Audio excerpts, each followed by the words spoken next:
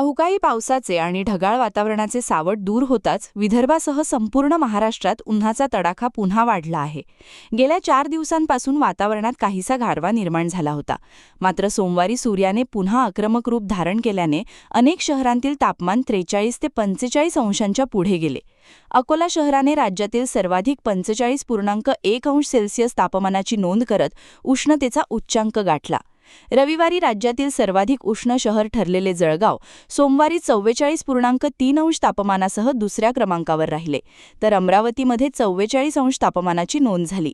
विदर्भातील वर्धा येथे 43.8 अंश, बुलढाणा येथे 43.2 अंश तापमान नोंदविण्यात आले. बुलढाण्यातील तापमान हे सरासरीपेक्षा 4.1 अंशांनी अधिक असल्याने नागरिकांना उष्णतेच्या लाटेचा सामना करावा लागत आहे. भंडाऱ्यात तापमानात तब्बल 4 अंशांची वाढ होऊन पारा 42 अंशांवर गेला, तर गोंदिया हे विदर्भातील एकमेव शहर असून तेथील तापमान अद्याप 40 अंशांच्या खाली आहे. दरम्यान मराठवाडा आणि मध्य महाराष्ट्रातील शहरांमध्येही उन्हाचा जोर कायम असून बीडमध्ये 43.5 अंश, छत्रपती संभाजीनगरमध्ये 43.4 अंश, तर परभणी आणि मालेगावमध्ये प्रत्येकी 43.2 अंश तापमानाची नोंद झाली.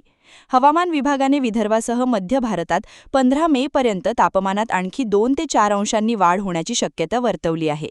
काही जिल्ह्यांमध्ये उष्णतेची लाट येण्याची शक्यता असून विशेषतः अकोला आणि अमरावती जिल्ह्यांमध्ये उष्णतेचा प्रभाव अधिक तीव्र राहण्याचा अंदाज व्यक्त करण्यात आला आहे. क्या हुआ बहू? माँ, पाइल्स की बहुत तकलीफ हो रही है. तो तुम गुदरोग सर्जन के पास क्यों नहीं गई?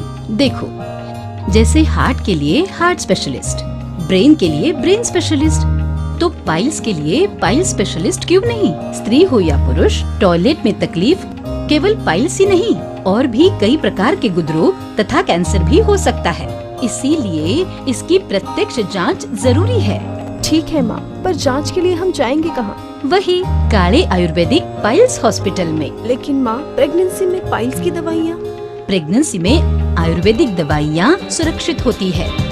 जनहित में जारी. काले आयुर्वेदिक पाइल्स हॉस्पिटल, औषधि चिकित्सा तथा सर्जरी ट्रीटमेंट उपलब्ध. हमारा पता उमरेड रोड, दिघौरी बस स्टॉप के पास, नागपुर. अधिक जानकारी के लिए वेबसाइट पर जाएं kalepileshospital.com.